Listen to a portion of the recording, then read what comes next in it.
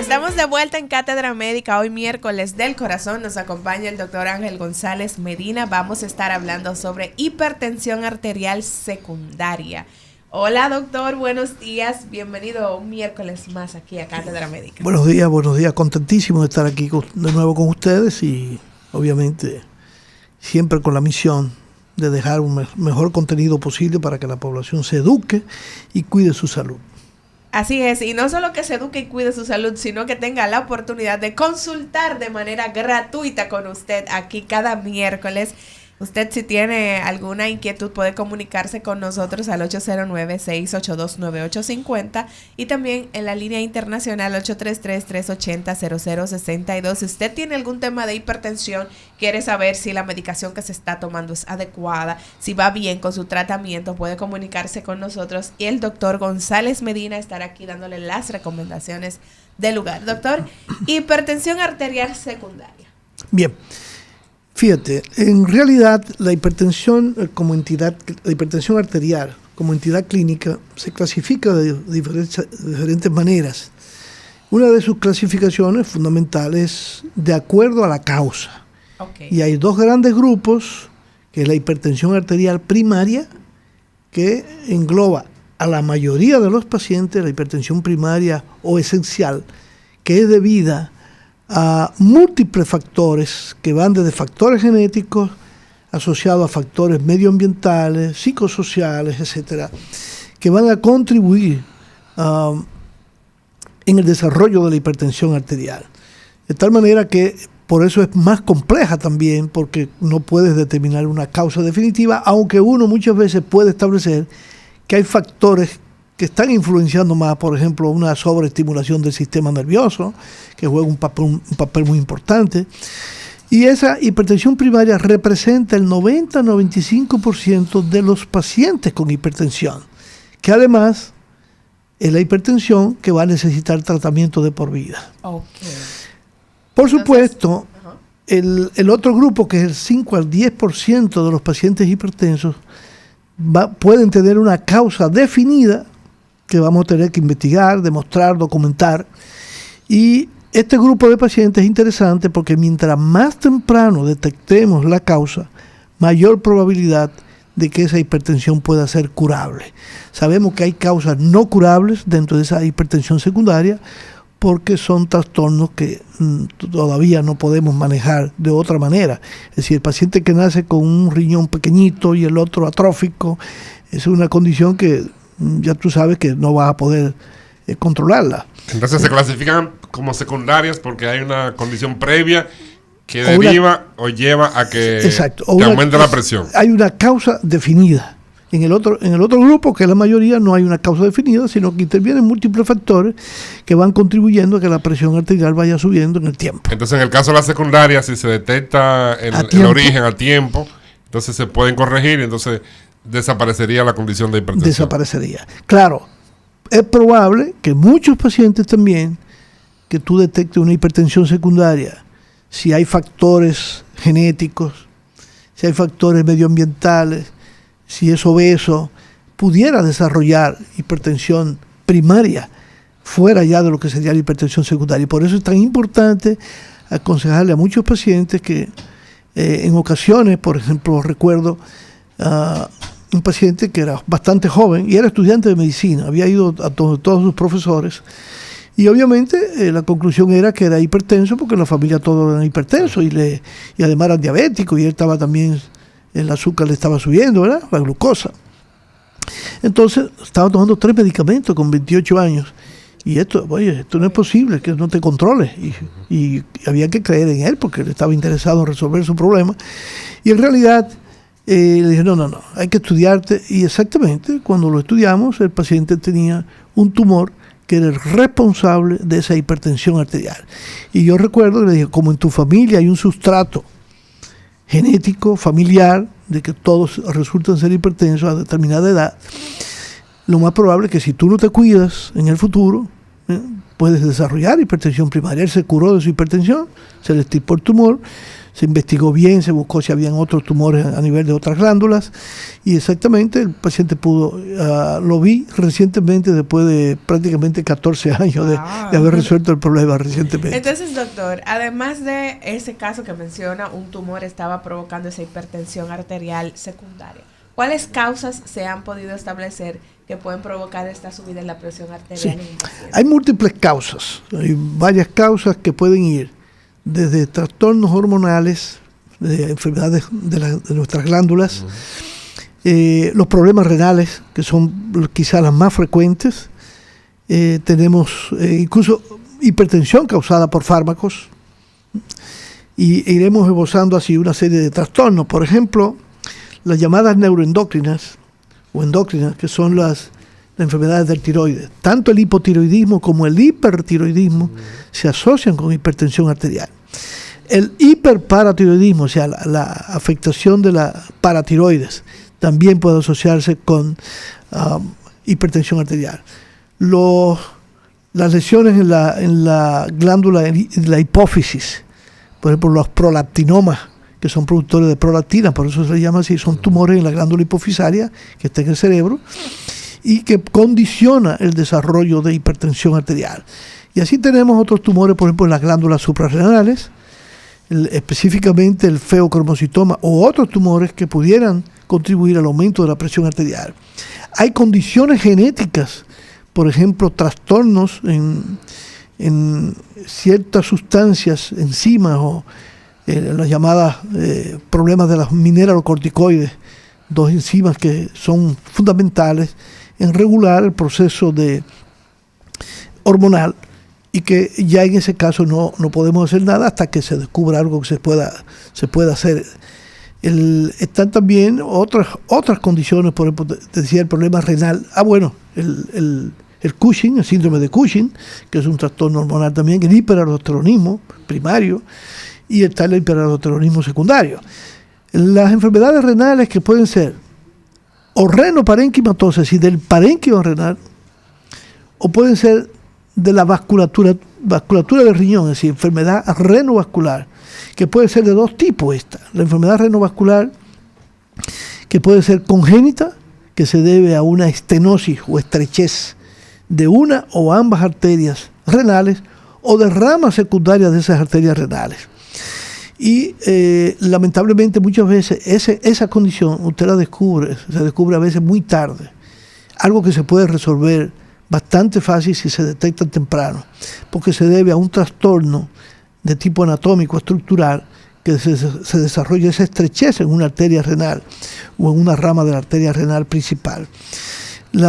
Generalmente es más frecuente en mujer, la enfermedad renovascular, y también está la enfermedad renovascular que aparece en el adulto después de los 50 años, los 60 años, que es por aterosclerosis, que es, valga la importancia de mencionarlo, entonces más frecuente en el hombre más que en la mujer. En este caso, o en ambos casos, si se detecta a tiempo, se puede también resolver el problema. Entonces, esta hipertensión secundaria, doctor González Medina, estamos hoy conversando sobre cardiología e hipertensión secundaria con el doctor González Medina. Esta hipertensión secundaria, entonces, es más frecuente, supongo, en personas más jóvenes, porque como es secundario a una condición previa, pues se detecta posiblemente en personas más jóvenes. Sí, voy a finalizar el comentario anterior en que también tenemos las enfermedades renales inflamatorias, que pueden ser propias del riñón o enfermedades inflamatorias que afectan al riñón. Y ahí entra el lupus, scleroderma, u otras enfermedades que van a afectar al riñón. Pero también las infecciones a repetición, la pielonefritis crónica, las enfermedades inflamatorias propias del riñón como la glomerulonefritis aguda y crónica, también van a producir este problema. Por lo que dije, tumores del riñón, tumores que son productores de una sustancia que se llama renina, que se produce también en el riñón, son la misma litiasis renal cuando produce, es decir, los cálculos renales cuando producen una obstrucción importante, van a favorecer el desarrollo de hipertensión arterial. Por supuesto, como tú decías, es muy importante porque la hipertensión arterial secundaria es más frecuente en jóvenes. Entonces, precisamente, En esos pacientes jóvenes que desarrollan hipertensión es donde más debemos pensar en hipertensión arterial secundaria. No es que no pueda ocurrir en un adulto después de los 50 años, pero sí en los jóvenes, sobre todo cuando la hipertensión aparece antes de los 35 años. Hay hipertensos primarios en jóvenes, es bueno recalcarlo, pero para establecer que esa hipertensión en un joven es primaria, debemos primero descartar que exista una causa secundaria de esa hipertensión. Entonces es muy importante, incluso hay manifestaciones clínicas que nos llevan a pensar en hipertensión arterial secundaria, y eso es muy importante también establecer. En el paciente en adulto ya viejo, como yo te dije, la aterosclerosis, la afectación de la arteria renal por aterosclerosis, tumores como el feocromocitoma, que es más frecuente en personas jóvenes, pero también pueden aparecer en personas de más edad. Esta hipertensión secundaria podemos sospecharla, como te decía, por las manifestaciones clínicas. Por ejemplo, un hipertenso que es difícil de controlar, que tiene hipertensión arterial y que tú no puedes controlarlo con 2 o 3 medicamentos, es decir, que no logra controlarlo y que tú estás haciendo lo que corresponde, te debe llevar a pensar en la probabilidad de que ese paciente tiene una hipertensión arterial secundaria. Aquel paciente que tiene manifestaciones clínicas, porque la hipertensión, recordemos, que está bautizada, está reconocida como el enemigo silencioso, porque durante años no se va a asociar con síntomas. Entonces eso es muy importante, que muchas veces ya con el tiempo las personas lo asocian y dicen, no, cuando a mí me da dolor de cabeza es porque tengo la presión alta, o cuando siento que me falta un poco el aire. Ayer disfruté mucho con un paciente, de estos pacientes que ¿verdad? Buscan mucho conocimiento, y entonces me decía, no, doctor, es que yo sé. Y digo, acuérdese que usted siempre está de rebelde y no quiere tomar la pastilla. Y me dice, no, mire, usted ve ahora mismo, como yo me siento ahora mismo, yo sé que está un poquito alta. Me dice, yo puedo decirle ahora mismo que está en 145, 84. Y yo le digo, pues mire, se equivocó. Para la toma de presión. 200 de presión arterial sistólica. Wow. 200 sobre 80. O sea, fíjate, eso es un paciente con una connotación importante, porque él se desapareció por un tiempo. Entonces, fíjate que tiene una presión sistólica con una presión diastólica muy baja. ¿Qué significa eso? Ya desde el punto de vista fisiopatológico. Primero, que ese paciente, por descuido, ha llegado a mucho daño en sus vasos sanguíneos. Y tiene mucha resistencia vascular, por eso predomina la sistólica, que de hecho es la hipertensión más difícil, porque la hipertensión también se clasifica de acuerdo a cuál predomina, si la distólica o la diastólica. Explica eso, yo sé que hemos hablado en varias ocasiones de esos dos tipos, sí, para que la gente maneje la hipertensión diastólica es más frecuente en el joven, porque hay un problema de más sobreactividad simpática, etc. Entonces, en el adulto, en el envejeciente, predomina la hipertensión sistólica como en el diabético, en el paciente arteriosclerótico, porque va a depender de la rigidez arterial y de qué tanto esfuerzo tenga que hacer el corazón para sacar la sangre desde el ventrículo izquierdo hacia el territorio sistémico. Entonces, esto es muy importante porque cuando hay una presión diferencial, eso es lo que llama presión diferencial o presión de pulso, entre la sistólica y la diastólica, que sobrepasa los 60 milímetros de mercurio, ese paciente ya nosotros sabemos que va a ser más difícil de controlar y que va a tener peor pronóstico. Incluso, todos recordamos antes, en nuestra época de estudiantes, que se le daba más importancia a la presión diastólica. Se decía que era la peor. Hoy día no es así. Hoy día las dos son muy importantes, pero la hipertensión sistólica va a repercutir más en el pronóstico del paciente. Entonces, esto es muy importante porque, fíjate, ese paciente que yo te decía, ¿por qué me fue a ver? Porque se había sentido una serie de manifestaciones clínicas, en lo que hacía cita, conseguía una cita, se investigó y le encontraron tremenda placa aterosclerótica en ambas carótidas.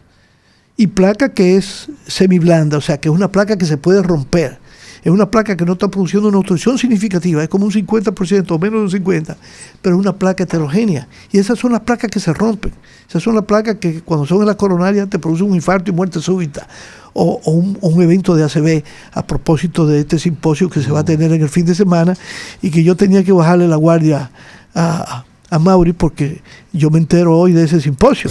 Entonces, él sabe que es muy importante para los cardiólogos, así como para los médicos generales, como él dijo, de que esto se difunda, porque precisamente nuestros pacientes, el paciente cardiológico, donde primero va, es donde el cardiólogo, al primero que llama al cardiólogo, no es el neurólogo. Entonces, nosotros somos que llamamos a los neurólogos para hacer un manejo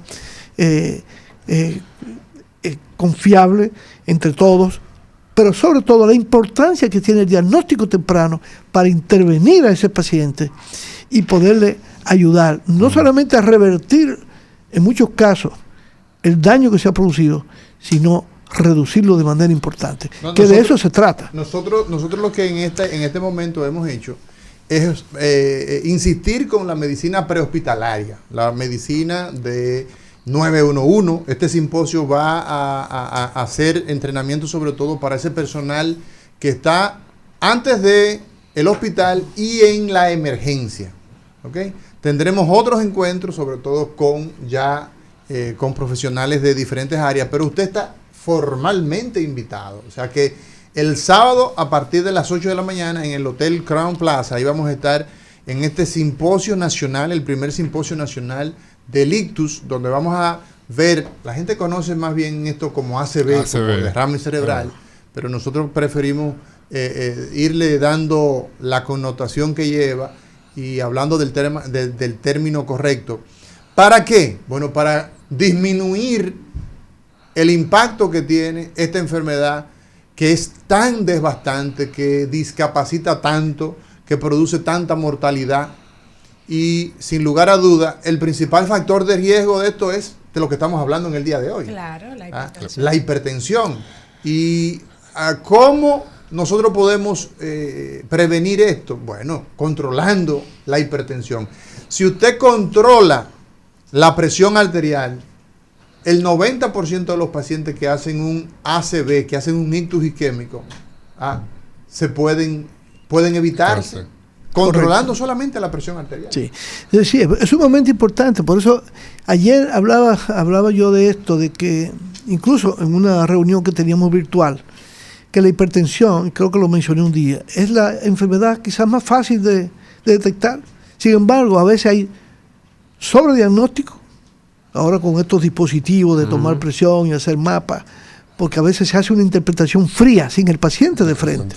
Y siempre el paciente tiene que estar frente a ti para tú saber qué pasó. ¿Qué es peor, doctor? ¿El sobrediagnosticar o subdiagnosticar? O sea, o etiquetar a un paciente que sin ser hipertenso lo ponemos como hipertenso, o desconocer que una persona que tiene hipertensión no lo maneja. No, el subdiagnóstico siempre será peor. El no saber que alguien tiene la presión. Correcto, o no manejarlo adecuadamente, porque inclusive ese paciente que puede estar sobrediagnosticado, tarde o temprano, nos vamos a dar cuenta que probablemente no era, porque cuando tú lo tratas, tú ves que la presión va para abajo, y entonces, ¿qué pasó aquí? Entonces, muchas veces, porque era lo que estaba diciendo, los factores medioambientales, psicosociales, afectan mucho los niveles de presión arterial. Entonces hay pacientes que se le pone un mapa, por ejemplo, un monitoreo, no duerme durante la noche porque se pasa tenso con eso, y entonces el médico lo recibe, se lo pone una secretaria o una enfermera, nadie describe nada, no le dan un diario para que describa, porque incluso hay que instruirlo, que 5 minutos antes de que el equipo, porque tiene su cronómetro, si está manejándose, pare a una esquina por ahí y ponga el brazo como debe ser, porque si lo tiene doblado, va a dar un valor falso. Entonces tú puedes sobrediagnosticar al paciente. Entonces, esto es muy, muy importante porque el monitoreo es clave hoy día para detectar, por ejemplo, el hipertenso que es hipertenso en la calle, que es hipertenso en su casa. Sin embargo, va a la oficina y por confianza resulta que tiene presión normal. Y a ese paciente antes se le decía, no, eso es que le tomaron la presión equivocada. No, esa presión oculta. ¿Por qué ocurre eso, doctor? Que una persona en su casa, por ejemplo, tiene una presión arterial, maneja una presión arterial, en el trabajo maneja otra presión arterial. ¿Qué factores? La sobrecarga emocional, el sistema nervioso juega un papel sumamente importante en este tipo de pacientes, la sobreestimulación. Y no todos los pacientes tienen eso, pero es un factor que condiciona. Es lo que pasa, es al revés. O sea, el paciente generalmente que va al médico es el que le sube la presión.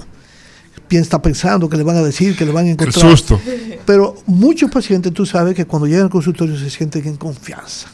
Ya yo llegué donde quería llegar. Sí. La fe. Se relajan.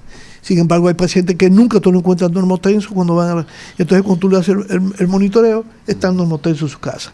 Eso es bastante común. ¿Qué se sobre todo hace en los esos casos, doctor, cuando existen esas diferencias, esa discrepancia entre el paciente que le hiciste? Recordarle a la gente que cuando hablamos de un mapa es la presión arterial tomada en 24 horas, un monitoreo constante de esa presión durante el sueño, durante el trabajo, durante la calle, en fin, en todas las actividades de un día, ¿no? Sí, y hay que describirla porque tú puedes subir una escalera, la presión sube, eso es normal. Exactamente. Tú te incomodas y la presión puede subir. Exacto. Tú no duermes y la presión te puede subir. Es más, por eso se insiste tanto que la gente duerma bien.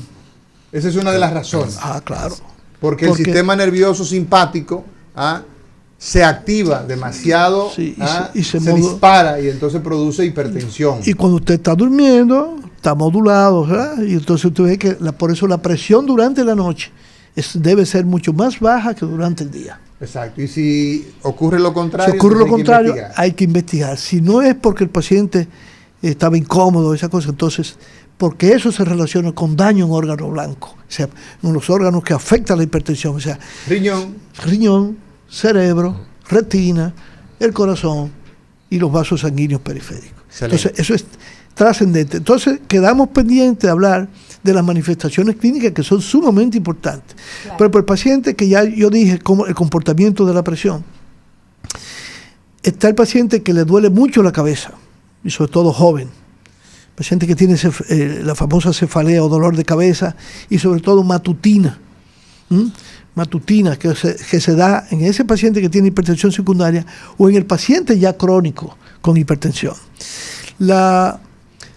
Una de las causas de hipertensión secundaria que no mencionamos ahorita es la hipertensión asociada o inducida por el embarazo, que por eso se hace un chequeo rutinario, porque esta es la hipertensión en una paciente que no es hipertensa y que a partir de las 20 semanas del embarazo se hace hipertensa. Y esto tiene una importancia capital, porque antes se creía que esta hipertensión embarazada, que generalmente cede después del parto, unas cuantas semanas, se creía que ya. Sin embargo, esa paciente le quedan secuelas de daño vascular y resulta que tiene más riesgo de desarrollar un evento o enfermedad cardiovascular en el futuro. Y ahora se le está dando una connotación de seguimiento muy especial y de valoración del sistema vascular de esa paciente.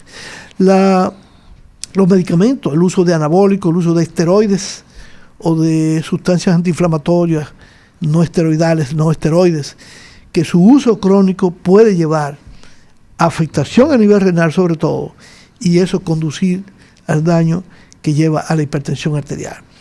Una de las cosas que nos hace pensar muchas veces en hipertensión secundaria, sobre todo en una persona joven, o puede ser adulto, es palpitaciones. Las palpitaciones, porque esto se puede asociar con hipertiroidismo, se puede asociar con feocromocitoma. Sí. O el paciente que dice, o la mujer o el hombre que dice que está produciendo, mira, por la tetilla me está saliendo como si fuera leche. Eso se llama galactorrea. ¿Y eso pasa en el problema de la hipófisis? El paciente que, por ejemplo, tiene hiperparatiroidismo, que tiene algunas manifestaciones que también inducen a pensar en esa patología. O el que tiene hipotiroidismo, que está decaído, que se le cae el pelo. Entonces... Sí, bueno, señores, hoy conversamos con el doctor Ángel González Medina y estamos hablando de hipertensión. Estamos hablando de el asesino silente. Personas que tienen condiciones que no conocen, pero que desafortunadamente le va a acarrear problemas muy serios de salud. No le cambie, en breve regresamos con el doctor Ángel González Medina acá en Cátedra Médica. Cátedra Médica